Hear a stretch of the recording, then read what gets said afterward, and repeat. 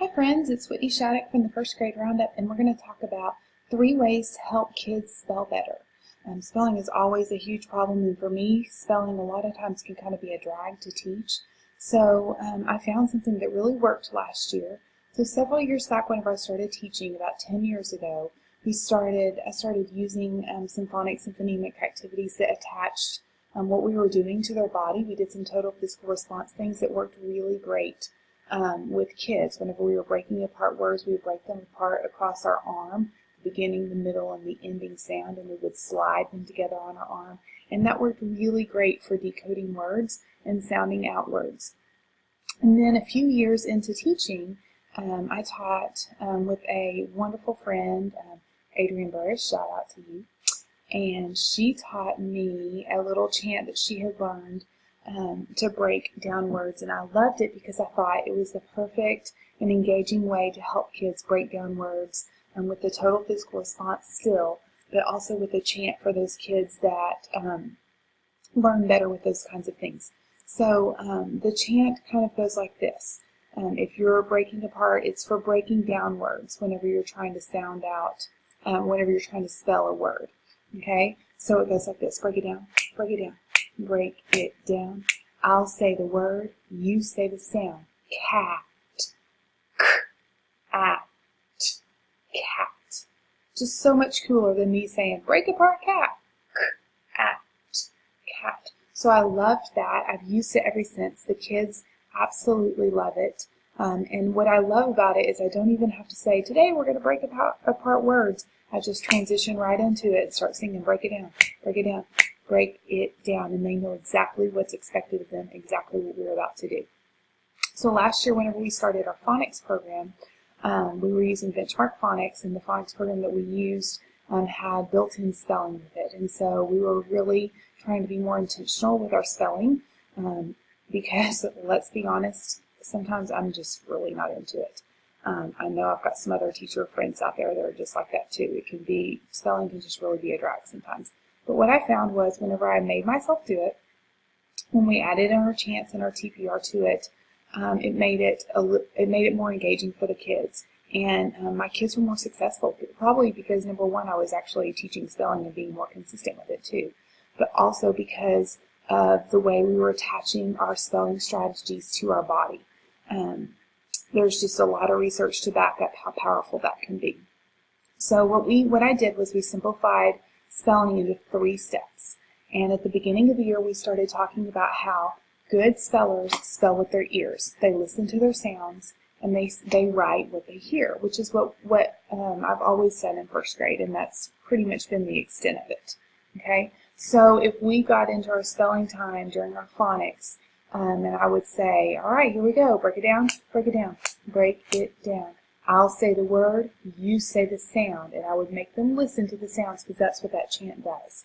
And let's say the word is cat, so we would say cat, and the kids would say k-at, cat. And we did a lot of this on the carpet, attaching it to our bodies when we were doing that, but then whenever we did more of our guided practice, I still had my tactile learners doing this on their arms, but after they did that, I also had them write sound lines on their dry erase boards. So I would have the kids at their desk with their dry erase boards, and then what we do is they write a line for each sound that they hear. So cat would sound like this, k-at, cat, 3 sounds.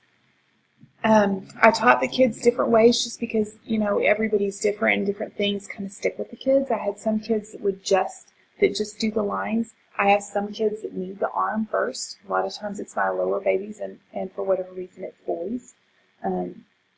That they would do the arm first, and then they would write their lines. We also did where we would count our sounds across our fingers. K-at, 3 sounds. Let's write 3 lines, okay?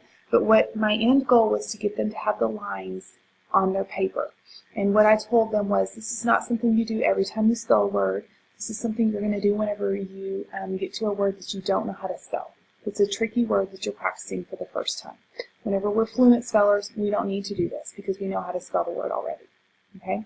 So it has 3 sounds, and then the routine kind of goes like this. What's the first sound in the word cat? What letter makes that sound? C. We write the C together. What's the next sound in cat? Ah. What letter makes that sound? A. What's the last sound in cat? T. What letter makes that sound? T. Cat. Cat. Okay? And there we go. We filled up each of our lines with a letter. And I'm emphasizing every sound has a letter that matches that sound. Okay? So then that's really as far as it goes. And to be honest with you, before last year, I never really did much more than this with my spelling. Just write what you hear, just write what you hear, just write what you hear. I was never consistent with anything past that.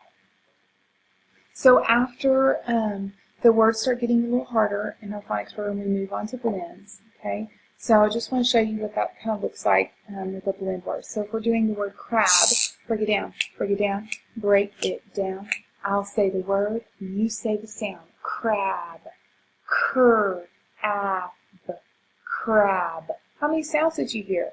3. And I would say, but there's actually 4 letters because there's a blend at the beginning, and I joined the lines like that to help the kids see that these 2 letters are going to go together to make one sound. So it's really crab. Okay? And whenever they do it on their arm, it's still crab, crab. So cur is the beginning sound. Okay? And then we say, what's the beginning sound in crab? Cur. Good. What two letters make that sound? CR. What's the next sound in crab? Ah. What letter makes that sound? A. What's the next sound in crab? B. What letter makes that sound? B. Let's go back and check it. Crab, crab. I have found that this is really powerful in intervention groups. Whenever I do intervention groups for phonics, this is extremely helpful for these kids. And for whatever reason, having these little dots here too is because it just helps kids decode with their finger a little bit better. It gives them more of a visual support for those lower babies and something for them to touch with their finger as they're reading instead of just letters that they're not really sure how to break apart. So this was a really great scaffold for those kids. As we move on in phonics in first grade, then we get to those lovely vowel graphs, and I think this is usually about the time of year that I start saying, I'm done with spelling, I'm over it. We can do consonants, we can do vowels, these vowel digraphs, business, diphthongs, whatever they're called, can't handle it. But you can, and I figured out last year that it actually can be really good for kids they can do it, those first graders can do it, they just need that extra support.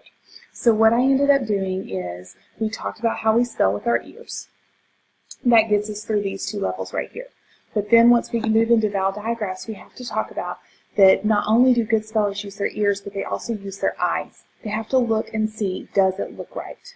Okay? And we've used this in Writer's Workshop too. I've used it through the years, but I just think for some reason doing it outside of Writer's Workshop just as a skill, just to practice for 5 or 10 minutes a day, really helps those kids transfer that into their Writer's Workshop, not just assuming that they know what that means whenever I say, does that word look right?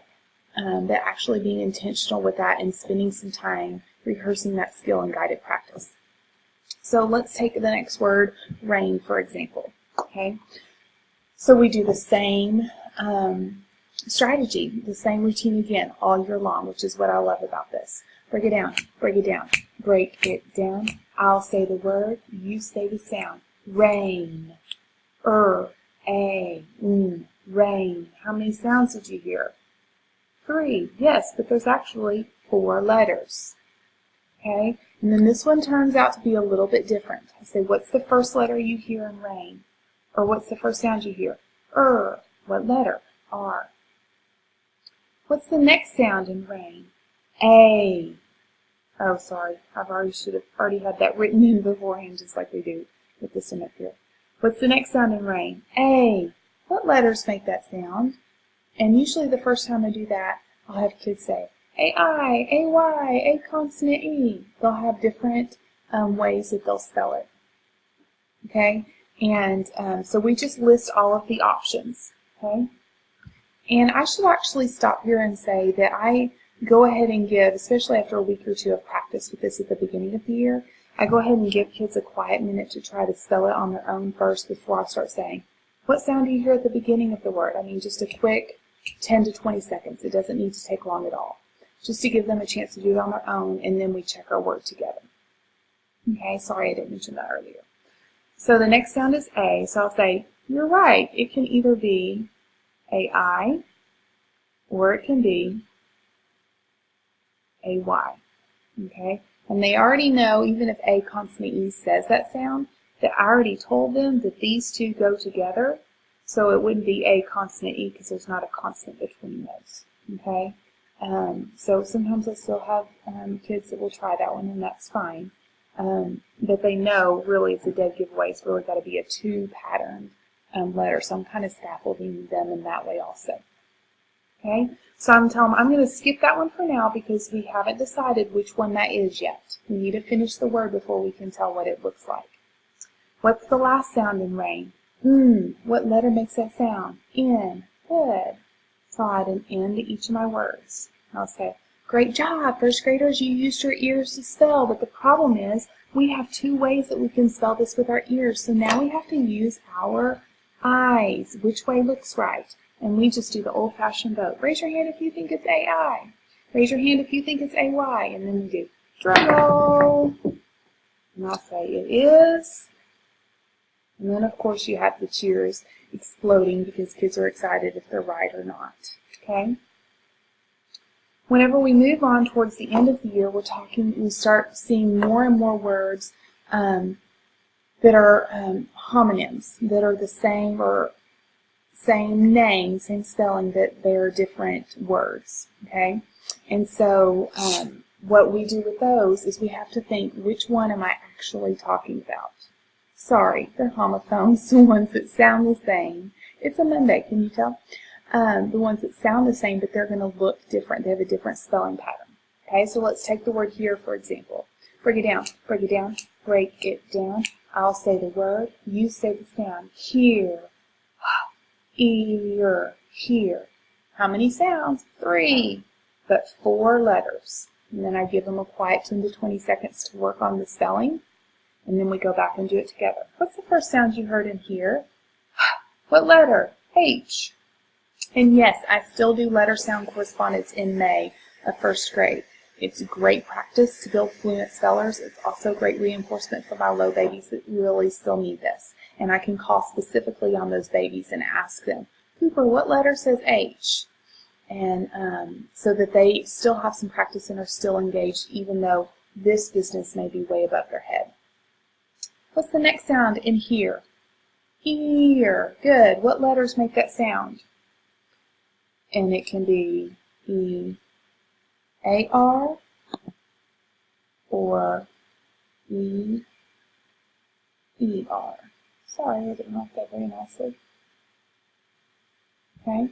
Or it can be E-R-E. Sorry, I didn't even write those 3 together. Okay. And so they've already chosen the one they think. So then we write it each way. Okay? And I'll say, now we've spelled it with our ears. Now we need to see which one looks right. Okay?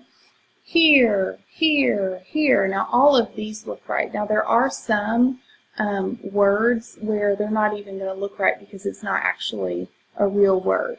Okay? And then I'll say which one. So now we need to think about the meaning. I'm talking about the word here. Oh, actually, you know what? I am just losing my mind today. This one does not look right because it's not a real word. I thought I had planned a word that would do that. So that one doesn't look right. It's not a real word. So now it's either E-A-R or E-R-E. And I'm talking about the here that we hear with our ears. So now I not only have to use my ears or my eyes, but now I have to use my mind. I have to think which one of these means like I hear, which is a harder skill, especially for first graders. Okay, that's why we do it during guided practice.